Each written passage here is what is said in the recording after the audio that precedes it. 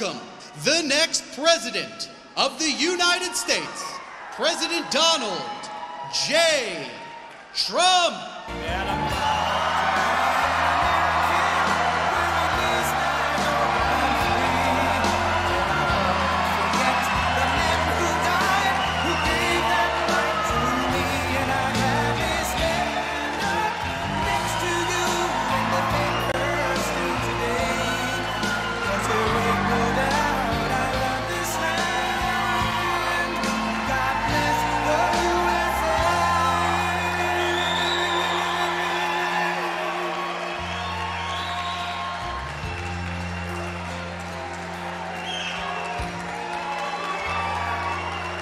From the lakes of Minnesota to the hills of Tennessee, across the plains of Texas, from sea to shining sea, from Detroit down to Houston, and New York to LA, where there's pride in every American heart, and it's time we stand and say,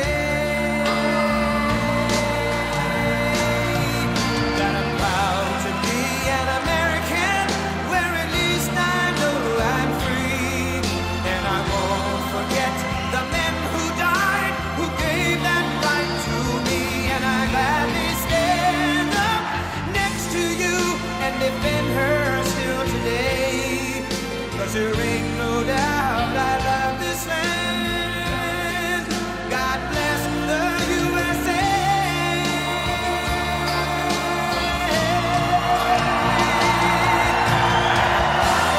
Be an American, where at least I know I'm free, and I won't forget the men who died, who gave that right to me.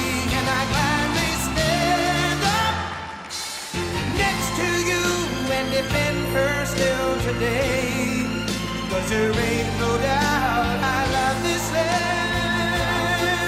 God bless the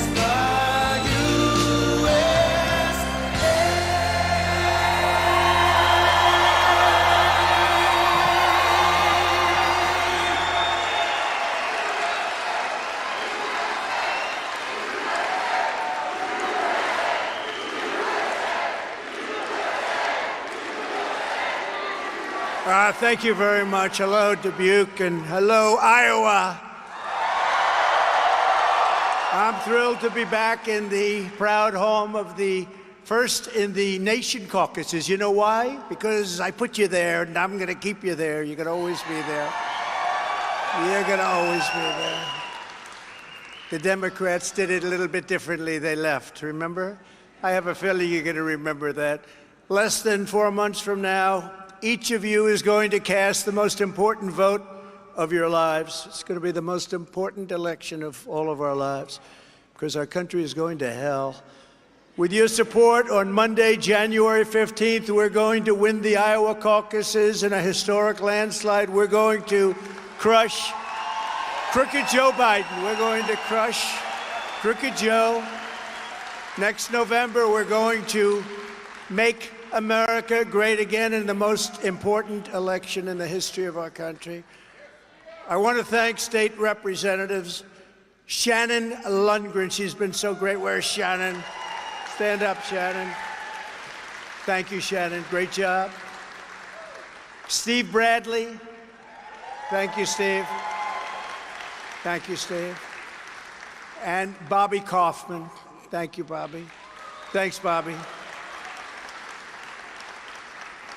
And thank you all for being here. This is a big crowd. You got a lot of people outside trying to get in. Thanks as well to Representative Luana Stoltenberg for her endorsement today. She gave us a big, beautiful endorsement.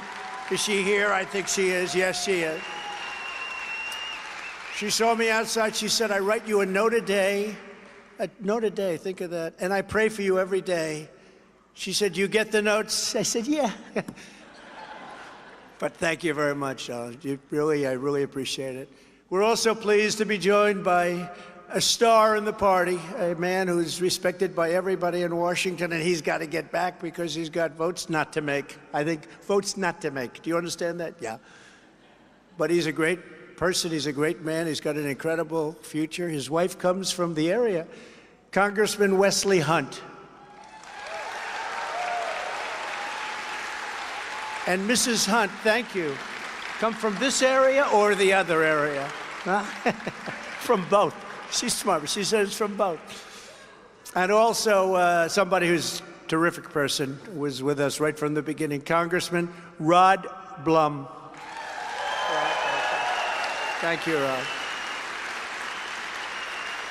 And my former acting attorney general, great person, great football player, actually, Matt Whitaker. Oh, you're very popular, Matt.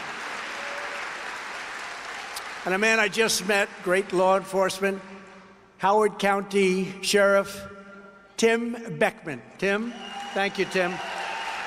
Thank you very much, Tim. One of the most important issues in this campaign is ending the nation-wrecking catastrophe on our southern border. There's never been anything like this. Under my leadership, we had the most secure border in U.S. history, acknowledged by everybody. Now we have the worst border probably in the history of the world. There's no place in the world with a border like we have. Millions and millions of people coming in. Under Crooked Joe, lawless mobs of unscreened, unvetted illegal alien migrants are stampeding across our border by the millions and millions, including hordes of criminals, terrorists, human traffickers, child smugglers, gang members, and inmates emptied out of their prisons, insane asylums, and mental institutions. And that sounds bad, but it's actually worse than that. This is an invasion, and I am the one candidate who, from day one, knows exactly how to stop it. We're going to stop it very quickly. We stop it very quickly. What's happening to us is not sustainable. It's not sustainable by any country. I believe the number is going to be, by the end of the year, 15 million. The real number is 15 million people. That's the size of New York State. A vote for President Trump means Joe Biden's horror show at the southern border ends at noon on Inauguration Day 2025.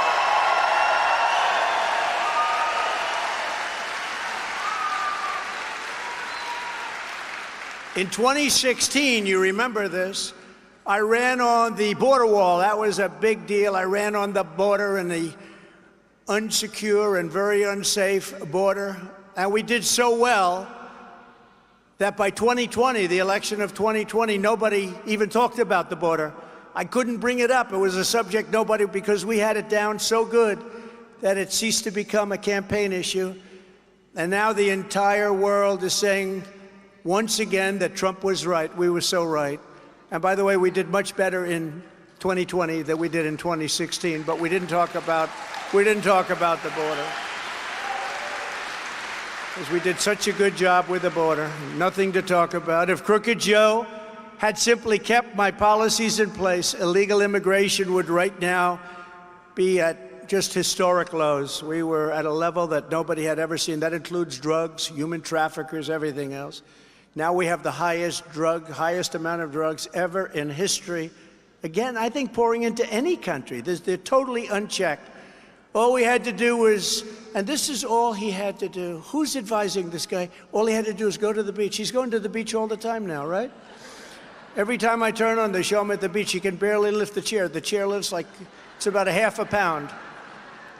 Can't lift it. Can't get his feet through the sand. One of his consultants, one of his many consultants says, this is a good look for you. Go to the beach. I think he's probably a Republican, the consultant. But all he had to do is go to the beach, do nothing, and leave the border alone. He'd have historic lows right now. We did a great job.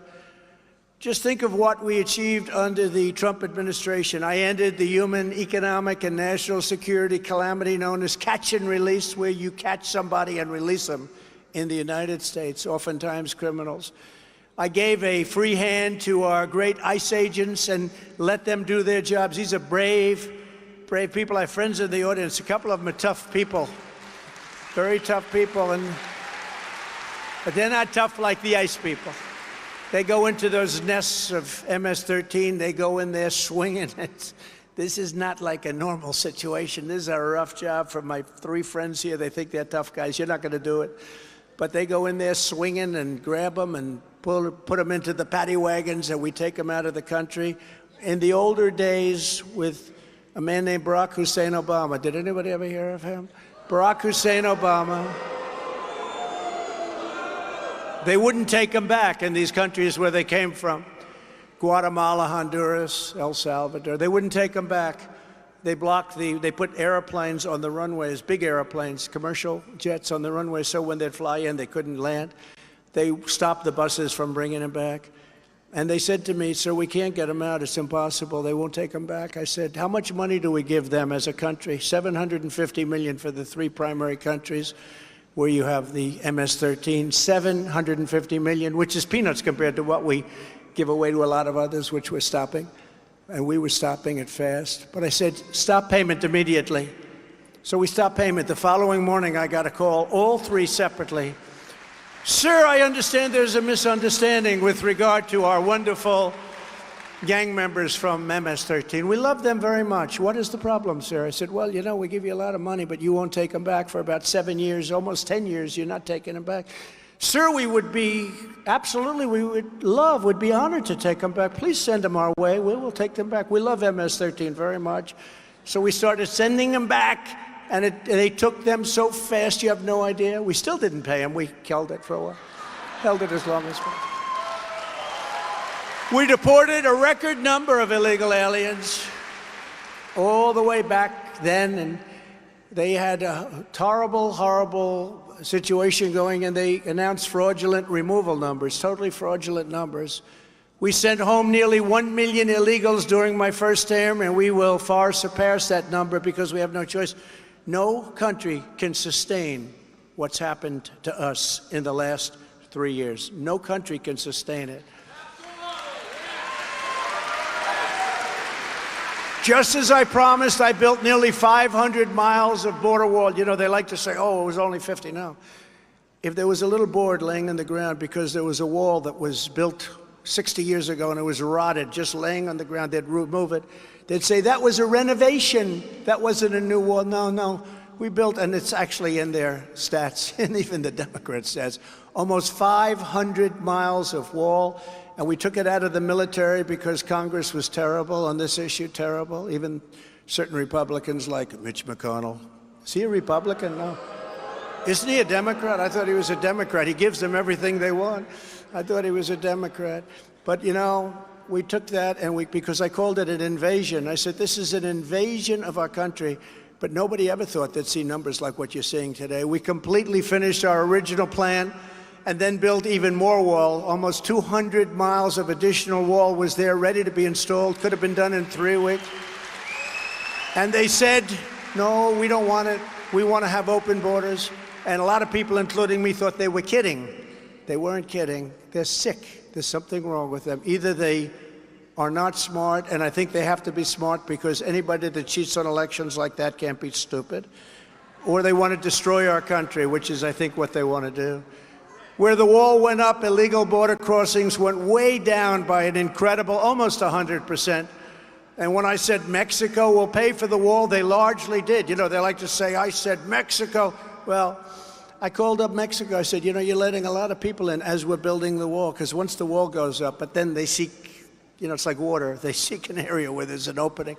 But where the wall went up, but I said to Mexico, you have to give us 28,000 soldiers, armed soldiers, because you're letting in people at a level that nobody's ever seen before. No, no, no, we won't do that. I said, yes, you will, because if you don't do it, I'm going to put a tariff on everything you sell to us, including the car industry that they stole 32%. And I happen to like the president of Mexico a lot.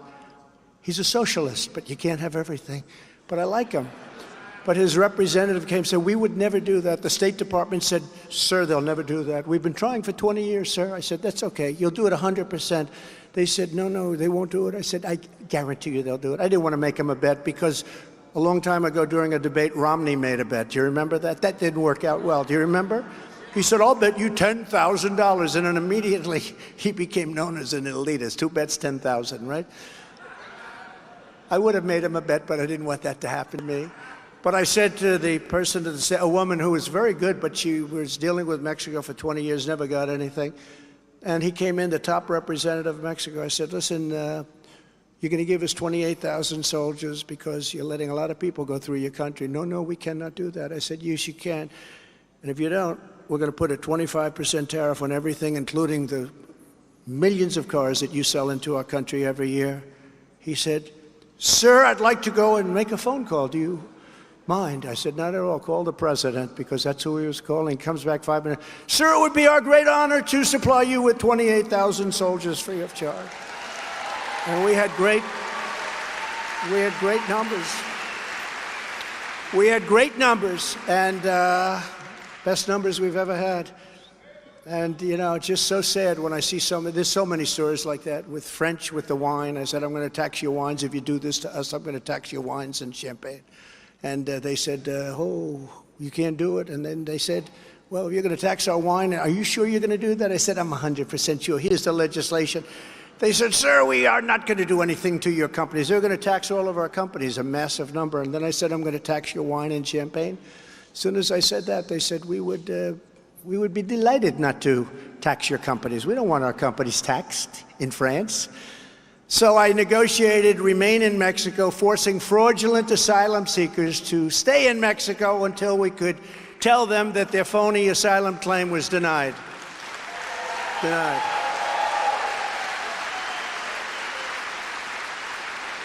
Now, by contrast, in his first 100 days in office, crooked Joe Biden and the radical left Marxists took 94 open border actions. Think of it, 94. He canceled the border wall, ordered a virtual shutdown of ICE, implemented nationwide catch and release. Nobody's ever seen the kind of things he did. They got to hate our country. Ended remain in Mexico. Remember, it used to be remain in the United States and come back in 5 years for your court case. Me, I get a court case in 30 days. Takes them 5 years.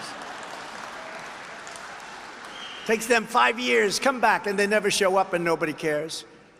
They ripped up my asylum bans, terminated my expedited removals under Title 42, which was a big deal. Even the judge said, are you sure you want to do that?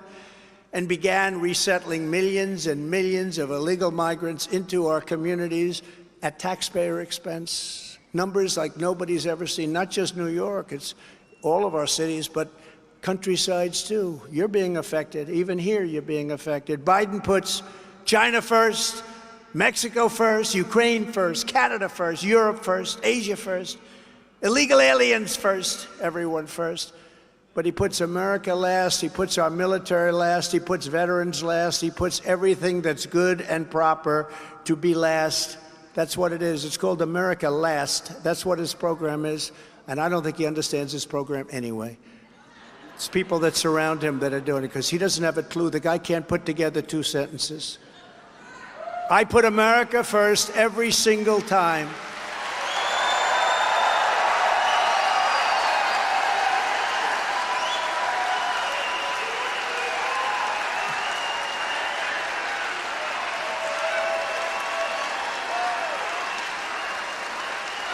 Thank you. Thank you very much. The Biden border disaster is now so egregious that the far-left mayors of New York, Chicago, and even the liberal governors of New York, Massachusetts are slamming Crooked Joe, the most corrupt president in our history, the most incompetent president in our history, for swamping their cities and towns with thousands of unwanted migrants, bringing crime, disease, and colossal burdens on our schools, hospitals, and public resources. You see in New York where kids who don't speak, it's not their fault. Kids who don't speak a word of English are being put into classrooms. They're sitting there, they're saying, what am I doing? What am I doing here? They don't do anything about it. There's nothing they can do about it. The mayor of New York said the migrant crisis will destroy New York City, and he was excoriated for saying that. But even worse, Biden's deadly border betrayals are destroying innocent lives.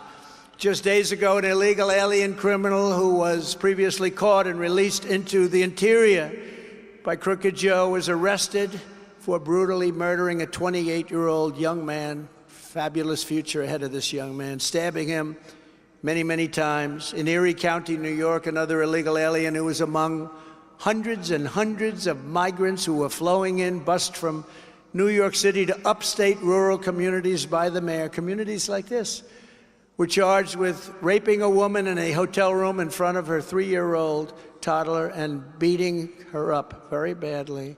Another illegal alien bust to the same area attacked an aid worker tasked with helping the migrants. This was a person who was helping the migrants out of whatever feelings she may have had, and then he violently raped her again and again.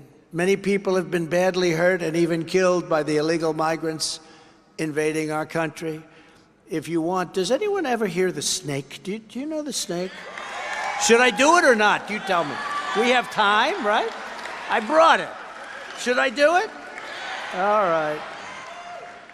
It's a metaphor. It's so accurate, but it's not a snake. It's people that we're allowing into our country. Many criminals, people from jails, from mental institutions, terrorists. This is what, and this is where I think it's quite accurate. On our way to work one morning, down the path along the lake, a tender-hearted woman saw a poor, half-frozen snake. His pretty-colored skin had been all frosted with the dew.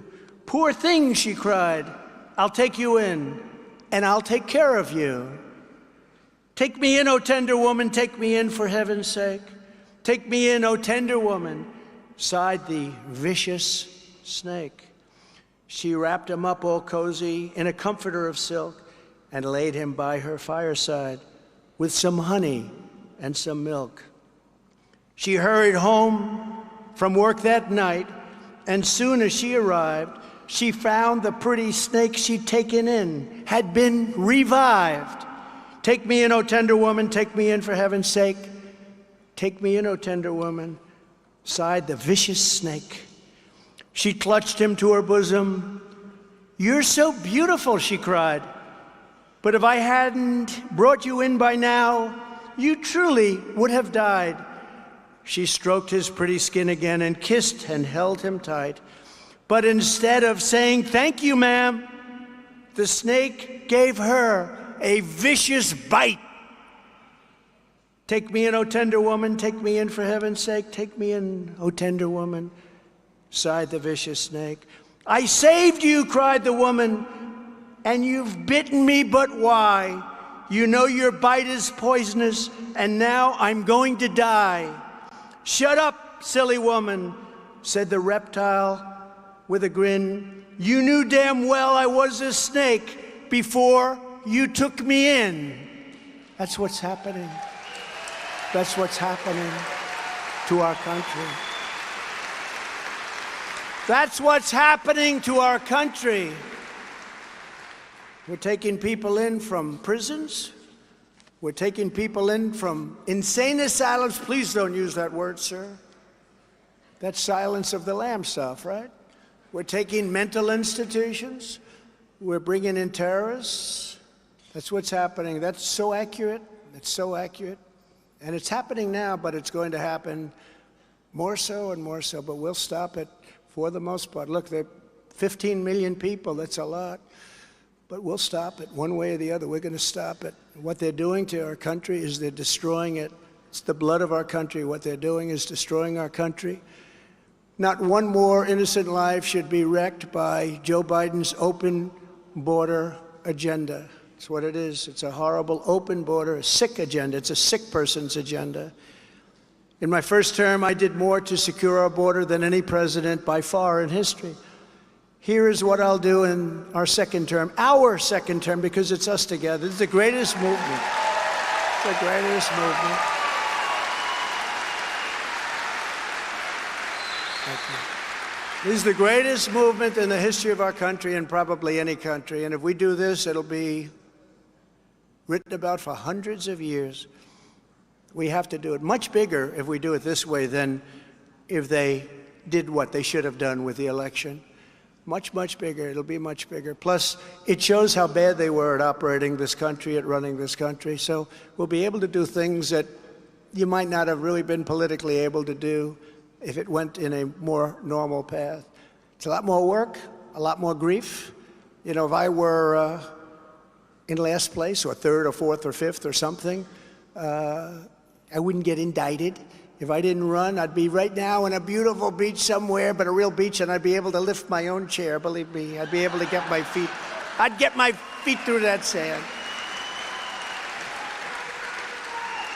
But nothing would have happened. This is election interference. That's all it is. This is election. These are Biden indictments. These aren't indictments. People say, sir, you've been indicted like it's legit. The fake news back there. Oh, that's a lot of them. Look at them. Got a lot of cameras going. Whoa. Got a lot of cameras going. But no, it's fake stuff. Think of it. This man, first time it's happened in this country, it happens in banana republics, it happens in third world countries a lot. But this man indicted his political opponent who's leading the Republican Party by 50 to 60 points and who's leading him. One came out today by 9 points. That's a lot, actually.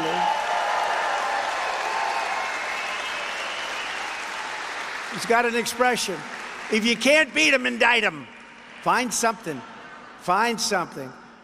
Upon my inauguration, I will immediately terminate every open borders policy of the Biden administration. We'll get it back. And follow the Dwight D. Eisenhower model. So Eisenhower was very tough on the border. People don't see him as that, but he was. We'll carry out the largest domestic deportation operation in American history. And I'll also invoke immediately the Alien Enemies Act to remove all known or suspected gang members. We have tremendous numbers of gang members. MS-13, the worst gangs in the world, they say. The drug dealers, the cartel members from the United States, ending the scourge of illegal alien gang violence once and for all. We took them out by the thousands, thousands and thousands of people we took out. And then the election got rigged, and we didn't participate, and they came in, and so many other bad things happened, including Russia would have never gone into Ukraine. China wouldn't be talking about Taiwan. I will shift massive portions of federal law enforcement to immigration enforcement, including parts of the DEA, ATF, FBI, and DHS, all of them you know.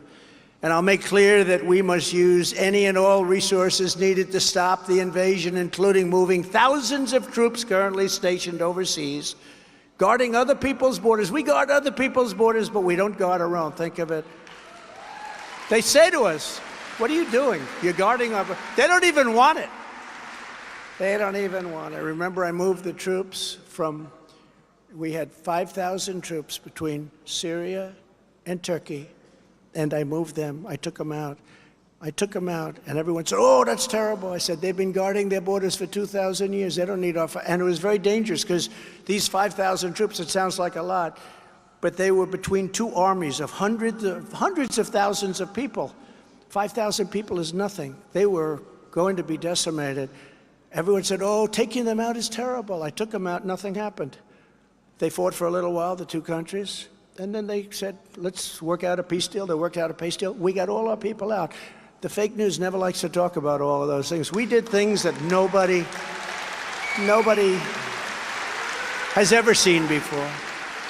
Before we defend the borders of foreign countries, we must secure the border of our country. It's very simple. I will deploy the U.S. Navy to impose a fentanyl blockade. And we did that previously, and we were knocking that out. You wouldn't believe it. They were having a lot of problems.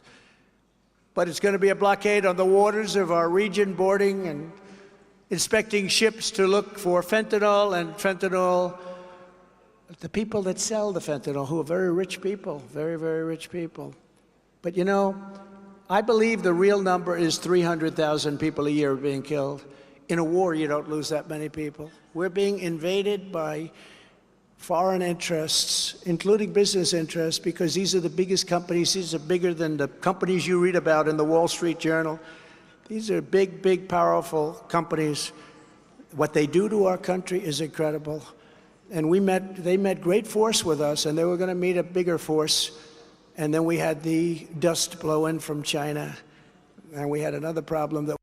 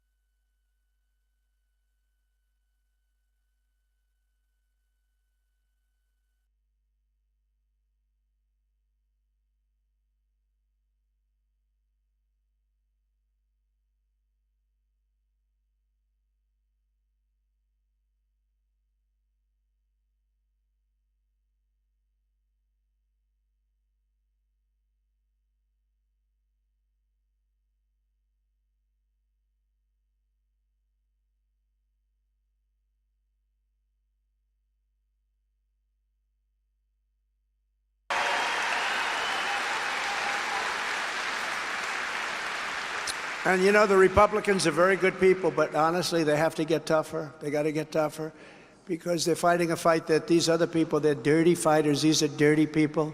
The time for talk is over. Now is the time for action. We need action.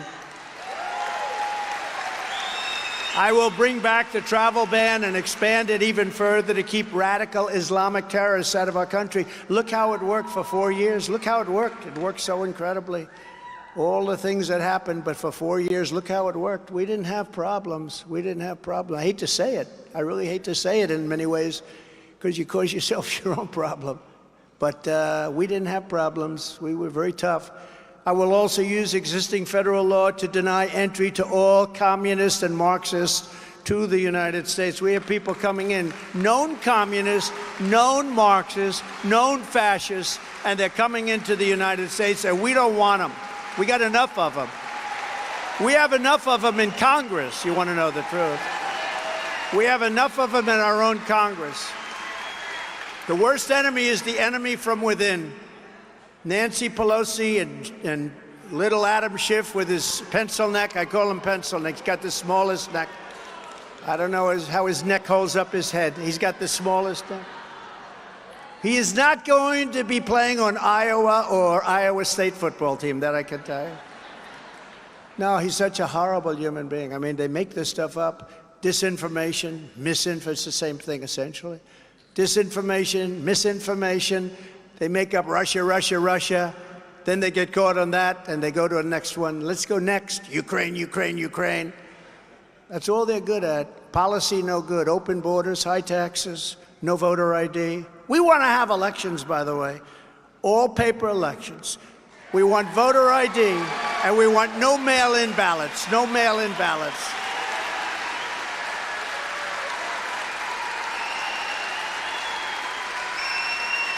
Thank you, Al.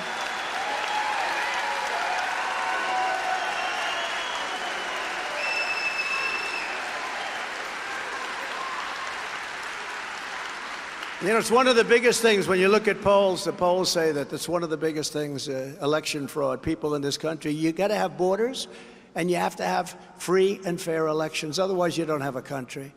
Those who join our country must love our country, and we're going to keep foreign, Christian-hating communists, Marxists, socialists. We're going to keep them the hell out of America. We don't want them. It's no wonder the far-left lunatics are getting desperate to stop our movement by any means necessary. When you look at the polls are through the roof. We have great polls, best polls we've ever had. You know, it's amazing. I'm the only person ever indicted who went way up in the polls. Everyone else, true. I get indicted for saying the election was rigged. I get indicted for saying that Joe Biden is a crook. That's a terrible thing to say. They didn't know how crooked he was until the last few months. And I have to say, Jim Jordan and Jamie Comer, they're doing a good job. They really are. As you know, Crooked Joe and his radical left thugs have weaponized law enforcement to arrest their leading opponent on fake and phony charges. This is high-level election interference. It's what they do.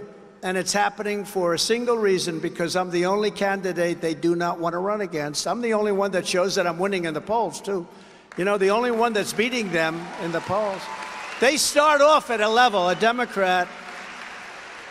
It's much easier to be a Democrat. You know, they start off at a certain level that they get, no matter how bad you are. Because I kept saying, how come he's at 37? Well, you know, he's got, I don't want to insult any groups because we get a lot of them, too. Like unions, they come in, they're coming in for us big. The auto workers, they want to destroy the auto workers in this country. They want to have cars made all electric. They're all going to be made within 3 years. They're all going to be made in China. The auto workers, it doesn't matter what they get. It doesn't matter what they get because they're not going to have a job in 3 years. The new Fox poll has me up by almost 50 points over Ron DeSanctimonious and beating Biden by a lot. You know, I call him DeSanctimonious because he would have never been in politics. He was finished. He was out. The election was virtually over. He came in. He begged me for an endorsement. I said, I don't know. I did say this one of the few times I made a statement. Wasn't totally. I said, if George Washington and Abraham Lincoln came back from the dead, Ron, and they endorse you, you'd still lose. You'll lose it by so much. He said, no, you're very popular in Florida. I love Florida. He said, if you endorse me, I think I'll win. And I gave him an endorsement. I didn't know the other person. He was Secretary of Agriculture, Adam Putnam. I hear he's a good man, but I didn't know him.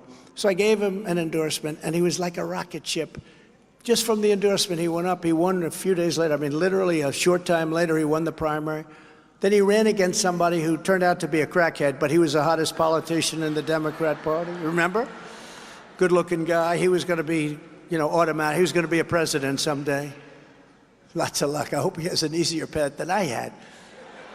But he was going to be a president someday, and Ron said, I won't be able to beat him. I said, Ron, I'm going to give you a couple of big Trump rallies, and you're going to beat him. And we gave him rallies, and he won. And then 4 years later, they scream at him, these lunatics in the back, the press. Will you run against the president, they said to him. And he looked at them, I have no comment. I said, no comment? This guy has no comment. That means he's running. And I started hitting him from the following day, and I got a lot of heat. A lot of people would call, sir, you shouldn't attack him. He's a Republican. I said, I don't care. Difference does that make? And you see how he's done. He's been like a bird, sadly wounded, very badly wounded, actually, in flight.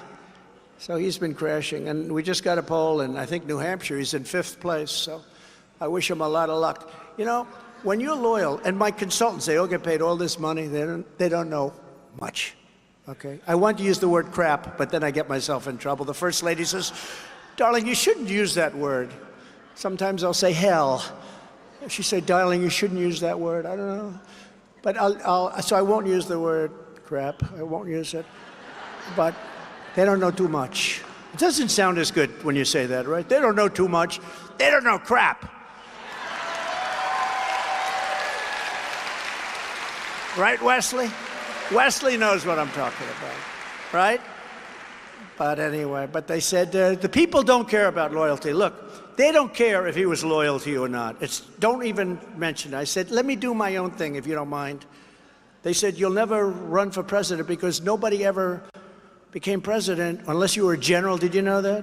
92% of the people were politicians, and 8% were generals. So I wasn't a politician. I wasn't a general.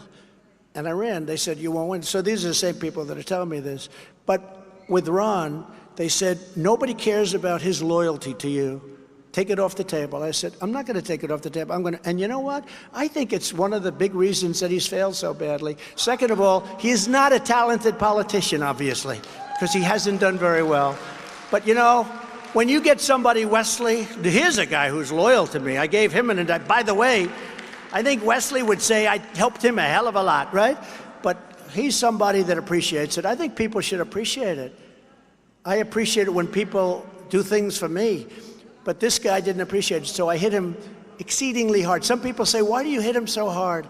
Because I gave him the position, I made him, and then he announced he was going to run against me. That's a bad seed. That's a bad seed. In the CBS poll, I'm beating Biden and leading by, in some cases, 15 points with independents. Remember, they used to say, well, Trump has a problem with independents. I don't think so. Then they said, Trump has a problem with women. No, I don't have a problem with women. The women...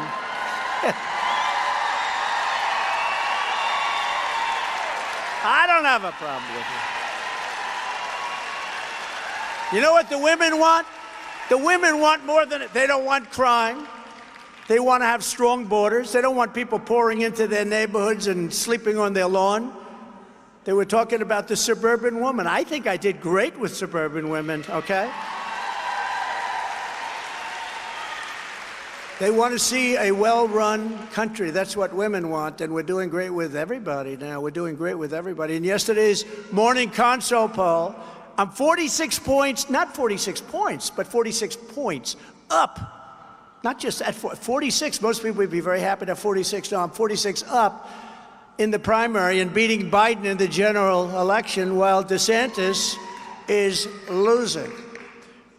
Ron DeSantis is losing. You see the NBC the other day? They said, ladies and gentlemen, we're here to interview Governor Ron DeSantis. He said, no, my name is DeSantis. Well, he actually changed it. DeSantis, right? Did you see? He changed his name. I said, never change your name in the middle of a campaign. Bad. But here in Iowa, I'm up over 37 points on DeSantis, 51-14. That's pretty good. That's pretty good, Kaufman. That's a pretty good number, Kaufman. That's not bad. You must be doing a better job than even your father does, right? His father's a great guy, by the way. We did great in 2016 and won. We did much better in 2020 than we did in 2016, getting millions and millions more votes. And we're going to do the best of all in 2024. We're going to do numbers like they've never seen before. They rigged the presidential election in 2020, and we're not going to allow them to rig the presidential election in 2024 because our country can't stand it.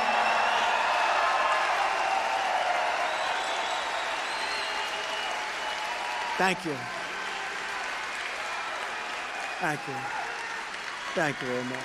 Every time the radical left Democrats, Marxists, communists, fascists, every time they indict me, I consider it a great badge of honor. There must be something a little strange up here because most people crawl into a corner and they die. I'm being indicted for you. Thanks a lot. I appreciate it. I am. I'm being indicted for you, actually. He questioned the election. He questioned the election. He must be indicted immediately. How many Democrats questioned my election against, I don't call her crooked Hillary because I'm using that now for Biden. I don't like to have to. You know, there are enough words. So I call her beautiful. She's a beautiful woman. I call her beautiful, beautiful Hillary.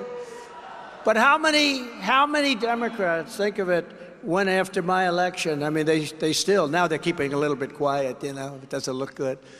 Never forget, our enemies want to stop us because we are the only ones who are capable of stopping them, and they know that. We are going to stop them, and we've really stopped them.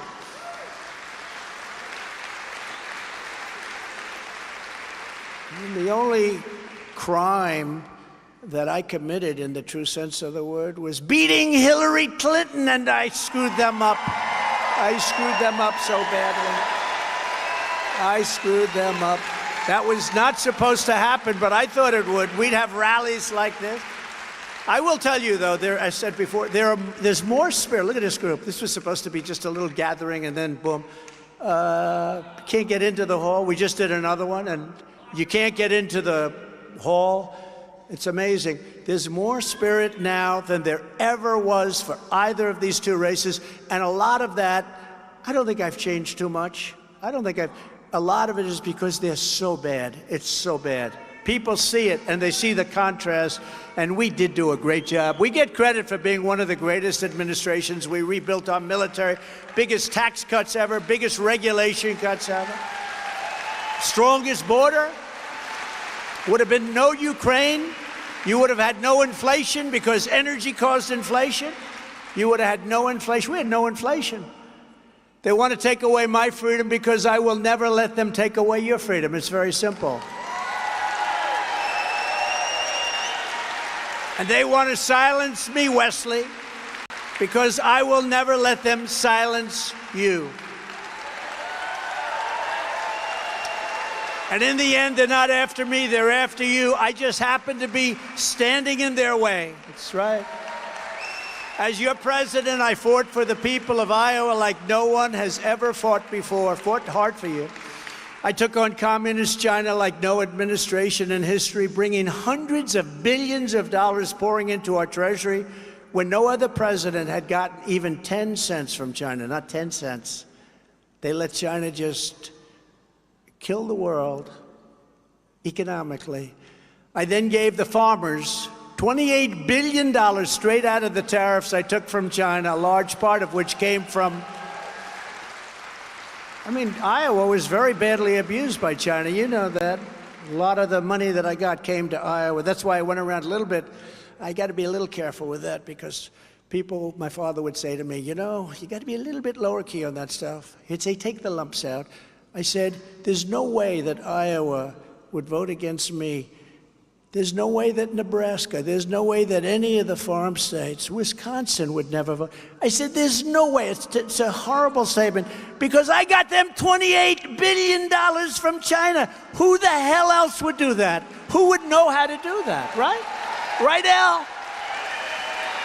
I got them $28 billion.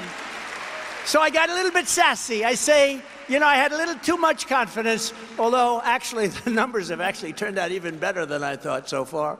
We'll keep it that way. But I said there's no way that I would ever go against because I got them $28 billion for the farmers. And by the way, hundreds of billions of dollars for our country. It went right into the Treasury of the United States. I ended the NAFTA disaster, the worst trade deal ever made, and replaced it with the brand new USMCA, the best trade deal ever made for our country. And we know that. You know why? Because they're trying to change it. Mexico and Canada are trying like you wouldn't believe to get it changed. And I wouldn't be surprised if the Biden group change it because, Canada first too, by the way. I've been an unwavering defender of Iowa ethanol, which is very important for your state, issuing a rule declaring that E15 would be made available all year round. Nobody thought, remember, it used to be 8 months. I got it all year round. I did all of this. I also dramatically increased the number of fueling pumps where E15 could be sold across the country. And I also got the pumps that they could keep the original pumps because they were actually better than the new ones, but they wanted everybody to change their pumps. I said, what's the difference? Well, the old ones are actually better, but we just want them changed. I said, no, you're not going to do that. So we were able to use the pumps, little things like that. I don't want to bring it up, but little things like that. And I'll remain your ethanol champion with 4 more years in the White House. Now, DeSanctimonious is a sworn enemy of ethanol. Ron DeSantis, he repeatedly sponsored legislation to demolish the entire industry and called ethanol, quote, a noxious example of money-seeking and crony capitalism. That's not nice. And then he comes out, I think I'll be in favor of ethanol. Now, one thing about a politician, when they come out for something early, that's where they end up going. They may change during an election, but that's where they end up going. If DeSantis gets his way, Iowa's economy would be wrecked, ravaged, destroyed. He also voted to gut Medicare and Social Security. You don't know that. And voted 3 times to raise the retirement age to 70. Well, you people have worked a long time. You don't have to have the age raised to 70. There are other ways we can save a lot of money.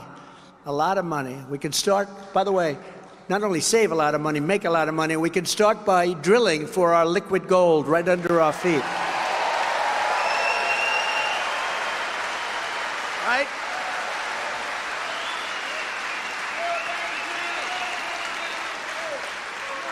I will always protect Medicare and Social Security for our great seniors. Others running right now, even as Republicans, they're going to destroy Medicare and they're going to destroy Social Security. Under my leadership, we became energy independent for the first time in history and would soon have become energy dominant for the first time ever.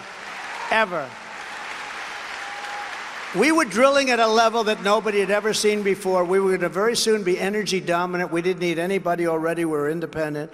But we were going to have so much oil. We were 3rd after Russia and Saudi Arabia. We were going to have I wish I had a chart. I'm going to make a chart for the next one, but I'll bring it up to my next rally and you people can come in Iowa. But you know what? We had a chart and we were 3rd. We were substantially 3rd, low. And then Trump gets in, and it goes like this. It goes just right through the roof. It went right through them. And we were going to make so much money. And what we were going to do is start paying off our $35 trillion in debt, and we were going to start lowering taxes even more. I got you the biggest tax cut in history. But we were going to lower taxes even more. That was going to create jobs and a whole thing. But we had so much happening, and as soon as he got in, he stopped it. He stopped Anwar. Anwar, the biggest site probably in the world, probably larger than Saudi Arabia in Alaska. Ronald Reagan tried to do it. He couldn't do it. They all tried to do it. Bush, he tried to do it. They couldn't do it. And I got it done. And in the first week that the person came in, energy, they ended it. They ended Anwar, but I'll get that started very quickly. Alaska was devastated by it. This would have been this is the biggest find anywhere in the world. They think it's actually bigger than Saudi Arabia. It's our land. It's our land.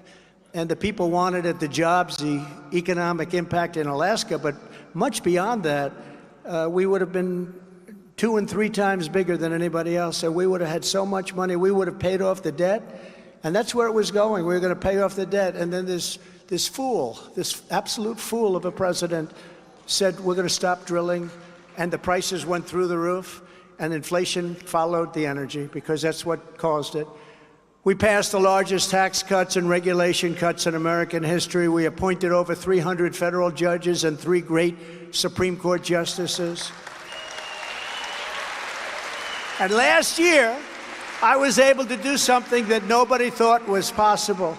And you have to really think about this and study this, because it's very important. We ended Roe v. Wade. You just think about this. You just think about it. Because people have to get elected. We have to get elected. But I did something that for 52 years people talked. They spent vast amounts of money in fighting it, but they couldn't get the job done. 52 years they fought. And they fought hard. And they spent large, they'd have fundraisers every night. They couldn't get the job done. I got the job done. I got it done. And it's thanks to the 3 great Supreme Court justices and others on the court that I appointed. This issue has been returned to the states, where all legal scholars on both sides felt it should be. A few points. Now the pro-life community has tremendous negotiating power. You had none when you had Roe v. Wade. They could do whatever they want. They could destroy the baby in the 8th month, the 9th month, or even after birth. You know that. They were destroying babies after birth. Like Ronald Reagan before me, I believe in the 3 exceptions for rape, incest, and the life of the mother. I believe in that. I think it's very important. Without the exceptions, it is very difficult to win elections. We would probably lose the majorities in 2024 without the exceptions, and perhaps the presidency itself. But you have to follow your heart regardless. You have to follow your heart. You can't do it for just the election, but you have to follow your heart. At the same time, we have to win elections. Otherwise, we'll be back where we were. In order to win in 2024, Republicans must learn how to properly talk about abortion. I was watching some of these people. I won't say where, but states. Okay, Pennsylvania, Michigan. Good candidates, very good candidates. I was watching them get clobbered because they didn't understand the issue. They didn't talk about it properly. This issue cost us unnecessarily, but dearly in the midterms. It cost us dearly, really, and unnecessarily. We have to expose the Democrats like crooked Joe Biden and Kamala Harris, that's another great one, as being the true radicals. They're the radicals. Pro-lifers aren't the radicals.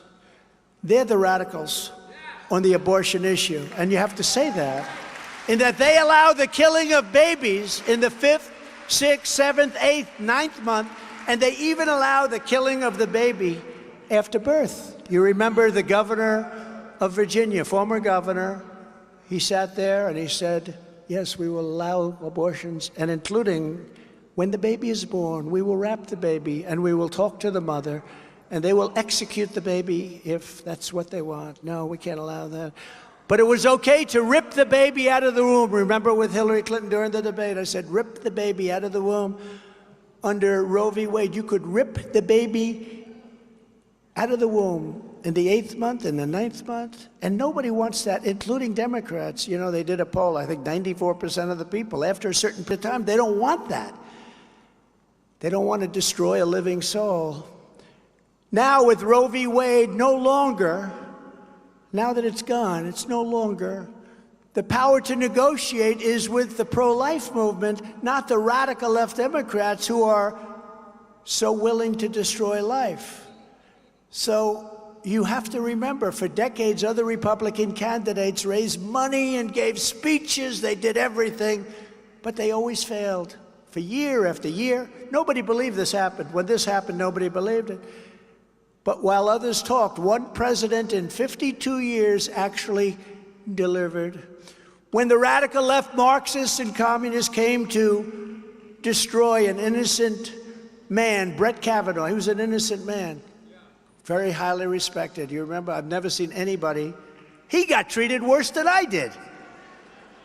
I've never seen anybody treated like that, the way they treated him, and they knew it was made up.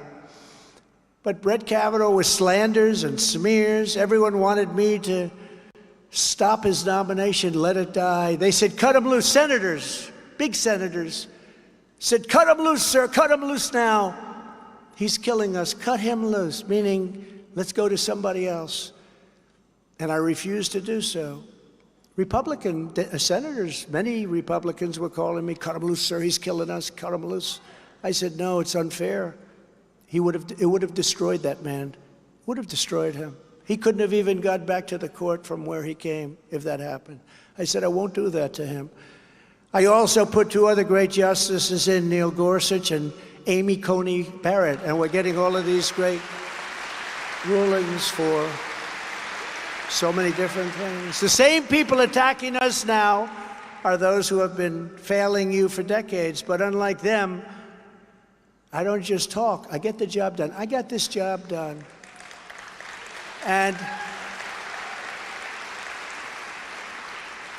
you have to take that issue and you have to say they're the radicals. They're willing to kill a baby in the 7th month, 9th month, 8th month after birth. After birth. There are some states that have legislation where you can do it after birth, okay? They're the radicals. You're not the radicals. You love babies. They're the radicals. Just recently also, the Supreme Court ruled to something that nobody thought would be possible, ruled to move our country forward with a merit-based system of education. In other words, if you have great marks, great boards, great whatever the criteria is, somebody with half the credits, half the numbers, half people that weren't even good students aren't going to take your place in college. We had people straight A's, they had the highest marks, the highest boards, they did unbelievable, and they were getting rejected for people that were not nearly as qualified.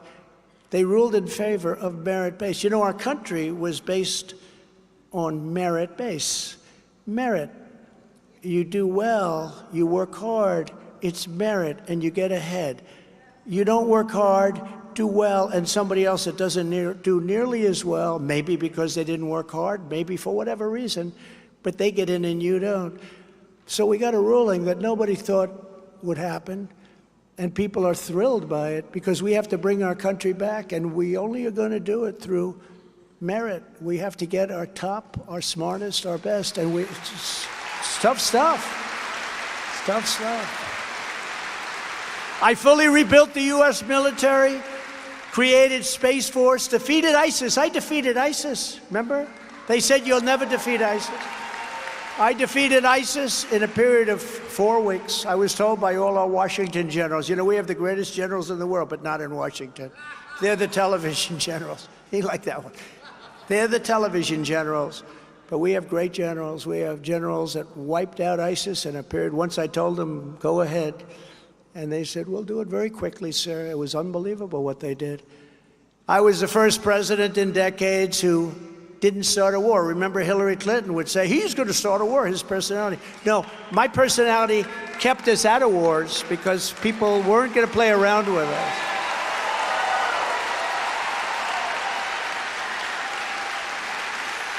Instead, I brought our troops back home.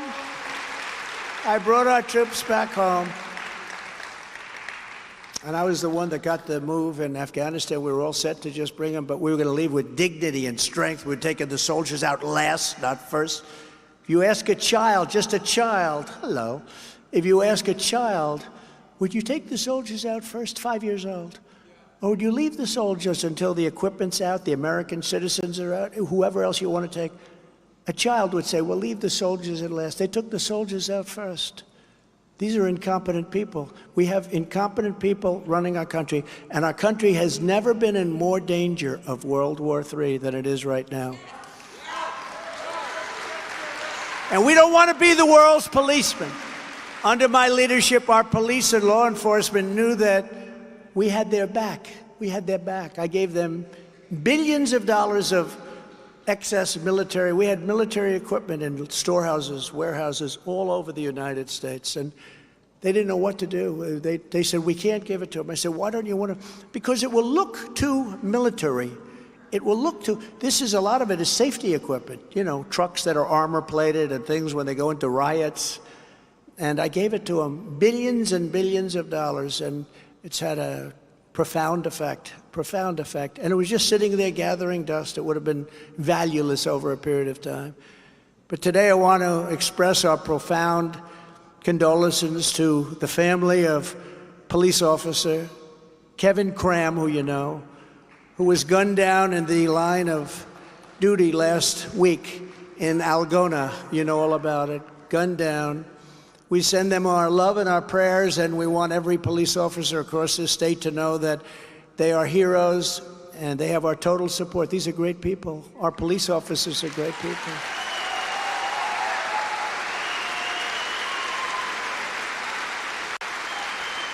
Thank you, Kevin. Thank you, Kevin. Unlike Biden, I stood proudly with our friend and ally, the State of Israel. I kept my promise, recognized Israel's eternal capital, and opened the American embassy in Jerusalem. And I got it built also, by the way. Would have taken 25 years for somebody to get it built. I got it built very quickly. I also recognized Israeli sovereignty over the Golan Heights, something that they've been working on for 58 years. Planes would fly in every year. They'd come in and they'd leave. Nothing would happen. I got it done very quickly. And I withdrew the United States from the disastrous Iran nuclear deal. The bad part is they haven't done anything with it. And now Iran's making nuclear weapons, and this guy does nothing about it. That was the biggest thing I did for Israel. I ended the Iran nuclear holocaust, I call it. It would have been the worst. And we were going to make a deal. We would have had a deal with Iran within 2 weeks after the election took place. And when that happened, all of a sudden, China went back to buying oil. I prohibited China from buying oil. I said, if you buy oil from Iran, you're not going to buy anything. We're not doing business with you. We're going cold turkey. A lot of people like that anyway. We're going cold turkey. They said, sir, we would never want to buy oil from Iran. Now they're buying millions and millions of barrels of oil, making Iran very rich. And we would have had a deal, good for everybody, good for Iran, frankly. We would have had a deal. But the election got in the way of that one. We did the Abraham Accords. We did so much, but we would have had a deal there, and that would have been a good one. But they've done nothing with it. They haven't done anything with it. They had such a great negotiating position, but they had no idea. But all of that was just the beginning. Here's just some of the agenda that we will immediately implement when we become the 47th president of the United States. This is a movement.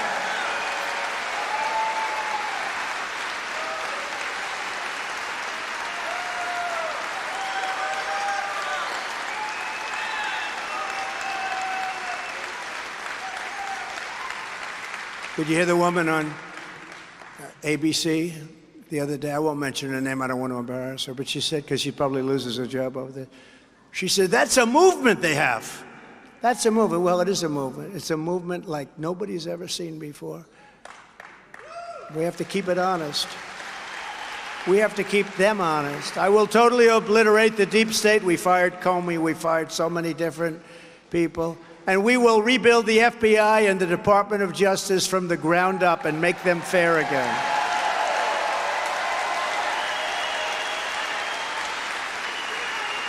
And before I even arrive at the Oval Office, shortly after we win the presidency, I will have the horrible war between Russia and Ukraine settled. We'll have it settled. Would have never happened. I knew him very well. I got along with him very well. The press hates me to say that, the fake news. Oh, he got along with them. Yeah, it's always good to get along with countries that have 1,800 nuclear weapons. But even if they don't, you want to get along if you can. But we got along well, and he knew he couldn't do it. He would have never done it, never. And he wouldn't have done it for another reason, because oil would have been so low that he wouldn't be able to prosecute it from the standpoint of money. He wouldn't have had the money. When oil went up to $120 a barrel, he was making so much money. You know, you don't think of making money during a war. He was making a fortune. Nobody ever made money like that. And now it's up almost to $100 again. He wouldn't have been able to do it because we had it down to $40 a barrel. But it'll all be done quickly. That will be done very quickly because somebody said, whose side are you on? I said, I'm on the side of stopping all those people from being killed and all those cities from being knocked down. That's the only side I'm on. And I'm the only candidate who can make this promise. I will prevent World War III. And I'll tell you, we're very close to it. We're very close to it right now. We're very close. We've never been so close. We have an incompetent man negotiating with respect to nuclear weapons, giving away our weapons of mass destruction when other countries don't. We have an incompetent man, doesn't even know what it is, and he's negotiating with the smartest people, the smartest leaders, people that are at the top of their game he's negotiating with. He has no clue. We're very close to World War III, don't kid yourself. And this will be a war like no other. This isn't army tanks running back and forth shooting at each other. The weaponry is so powerful, it's so devastating. This will be a war like this will be obliteration. We have a man who's incompetent. He was incompetent 25 years ago. Everybody knew that. I will stop the disaster known as Bidenomics, which means inflation, taxation, submission, and failure. That's what it means. To save Iowa farmers and Iowa ethanol, I will cancel Joe Biden's preposterous electric vehicle mandate. Everybody wants an electric car.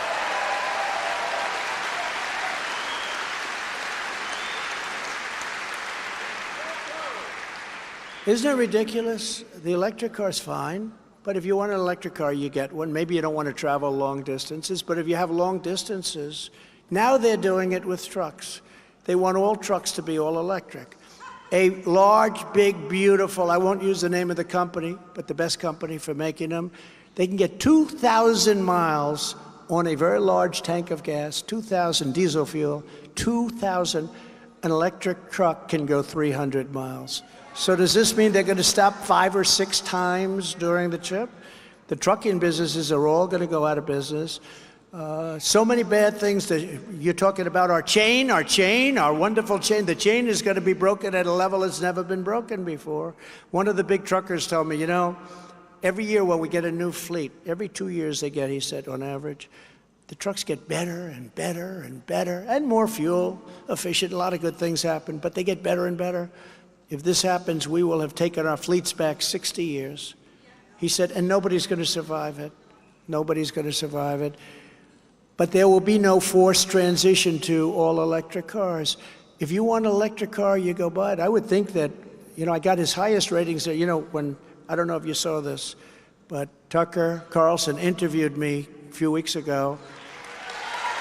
And we had 270 million people watching.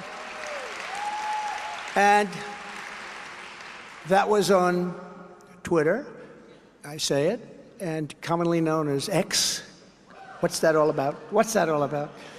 But it was on Twitter and other platforms, but it was on there. By the way, the greatest platform is Truth. I hope, is everybody on Truth? I hope. That's the platform. That's my platform. That's where I speak.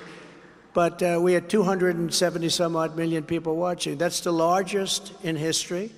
And very interesting, it's the largest. You know who the second was? Michael Jackson being interviewed by Oprah Winfrey many years ago. That was second, and that was about at 150 or something. But this was 271 million people. It was such a great honor to be saying it. But when I look at the things, there's so much to talk about. Did anybody see Meet the Fake Press over the weekend? Meet the Press. Meet the Press. New series just opened.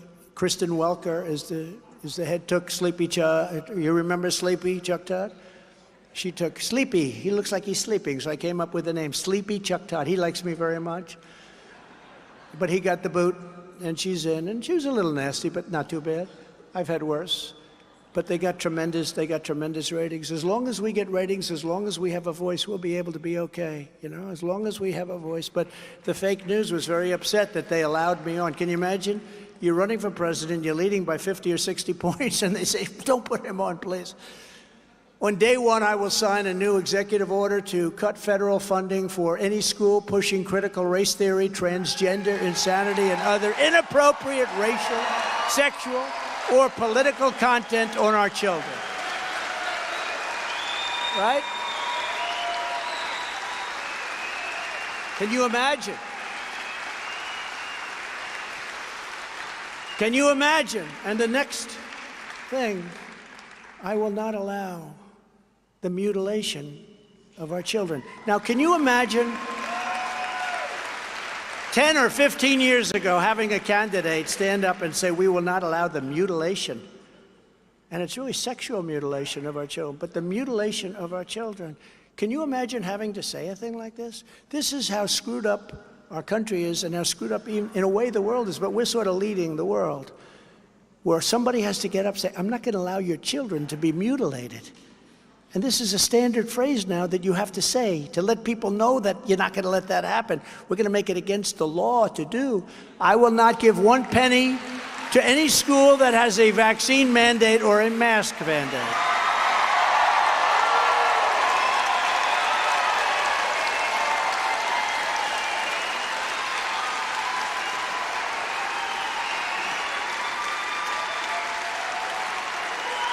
And you know, as president, I let the governors really cover the whole thing with respect to the China virus. I let the governors do it.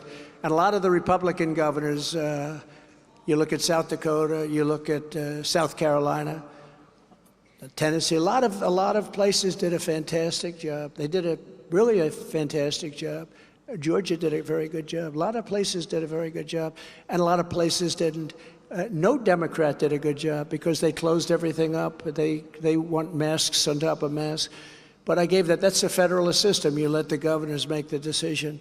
But it was a very important thing to do, and some of the governors really did a good job. And I'll close the Federal Department of Education, and we will move everything back to the states where they can individualize education and do it with love for our children. So we're at the bottom of every list in education, and yet we spend more per pupil by 3 times than any other state, any other country. So look, we spend more money by 2 times, 3 times, and Denmark and Sweden and various countries, and China is right in the top 5. Think China, with all of those people, 1.4 billion people, they're a top 5 country. And I know that because I visited schools in China. I said, this is very impressive. And we're way down at the bottom. We're down at the end, or very close to the end. We talked about this a little while ago. We're right down at the end. We will move it back to your state. Iowa will take care of its education. We'll make a payment which will be about half of what we spend, or maybe even less than that, and you'll have plenty of money left over. And you're going to have a great school system. Not all states will do great. Some will be incredible. Some will be better than any place. But when you add it up, you're going to have a school system that's going to work, because we have a school system that's absolutely dead. It's a dead system. On day one, I will sign an executive order instructing, and this is so important, instructing every federal agency to cease the promotion of sex or gender transition at any age. We don't want that. Who thinks you have to say that? I will declare that any hospital or healthcare provider that participates in the chemical or physical mutilation of youth no longer meets federal health and safety standards. They will be terminated from receiving federal funds effective immediately. And I will keep men out of women's sports. How crazy is that? How crazy is that? 2 weeks ago, a weightlifting record was broken by numbers that you wouldn't believe. Stood for many years. They'd put like a little quarter of an ounce on one side, and they just couldn't do it. The women couldn't get it up. They couldn't do it. Guy comes along. He lifted a lot. He broke the record by like 140 pounds. How crazy is it, right? How crazy. And you know what? It's very bad. It's very demeaning to women, too. The swimmer. I tell the story. I'm not going to go through a big deal, but I look down, I look left, I look right. I look left, I look right. The woman, she's a great champion. She's been swimming largely against these people because they're all champions. Then she looks over here and she sees a guy that's like this monstrous guy, who's a woman now. And he looks at her, stares at her. He's got a wingspan like Wilt Chamberlain. Does anybody know Wilt? Wilt the Silt. Wilt was a large person. Wilt was 7'2", and he was a great NBA player. He scored 100 points in one game, if you remember. That's a record I think will never be broken. But Wilt is still Chamberlain, so she looks and she says, whoa. And then I say jokingly, and she was badly injured in that meet. Because when the race started, he went by her so fast that she got windburn, horrible, horrible windburn. She hasn't recovered. It's so crazy. It's so demeaning to women. And I'll sign a law that I said in all 50 states will prohibit sexual mutilation of these beautiful children. I will restore the Trump ban on transgender in the military. We had a ban on it. That's what the generals wanted until they got on television. Just as I did for 4 years, I will fully uphold the Second Amendment. That was not easy, but we did it very successfully. And I will secure our elections. Our goal will be one-day voting with paper ballots and voter ID. Nice big voter ID. But until then, Republicans must compete, and we have to win. And in conclusion, this is what we must do to restore our country to greatness. We want America great again. The USA is a mess. Our economy is crashing. Inflation is out of control. China, Russia, Iran, North Korea have formed together as a menacing and destructive coalition. Our currency is crashing and will soon no longer be the world standard, which will be our greatest defeat in over 200 years if we lose the world standard in currency. People don't know how big that is.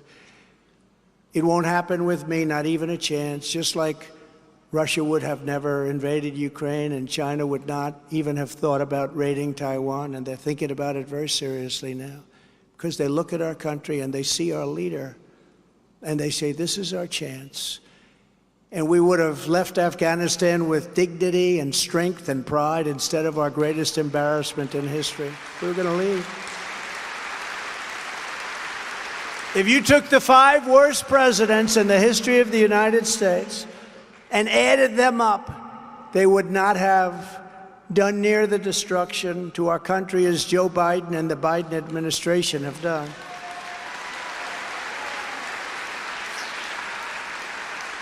We are a failing nation. We are a nation in decline. And now these radical left lunatics want to interfere with our elections by using law enforcement. It's totally corrupt, and we will never let it happen. That's why you must show up to caucus for our campaign on Monday, January 15th, and bring people. Get everyone you know, make sure they're registered Republican, and get them out to their local precinct caucus meetings. 2024 is our final battle. With you at my side, we will demolish the deep state. We will expel the warmongers from our government. They want to go to war with everybody. We will drive out the globalists. We will cast out the communists, Marxists, and fascists. And we will throw off the sick political class that truly hates our country. We will rout the fake news media. We will defeat crooked Joe Biden, and we will end illegal immigration once and for all, just as we had it 3 years ago.